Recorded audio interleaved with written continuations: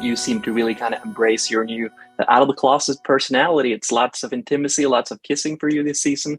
How did you kind of Yes. react when you read that in the script, and how did you prepare for those scenes? Cool. I'm glad that she's out. I'm glad that she's like doing her thing. I think it's also like there's an interesting thing like when I was a kid, I remember that being sexual at all or having any sort of like intimate kind of relationships was always, at least for me, very shamed. And I was made fun of a lot for any time that I had any sort of intimate relationship with anyone. And there were even these things on like the internet called like expose pages where like people would put up like stories of like what girl like hooked up with what person and like why it was shameful and why we should call her a hoe and why we should call her a whore. And that happened to me a lot growing up.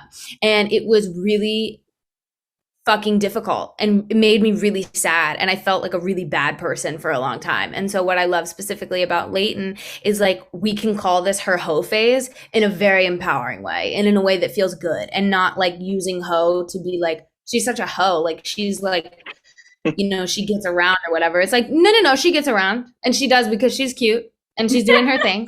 Um and that I love because that was a really shitty time for me in my life as a kid. And so I'm very excited to be able to reclaim that through her now.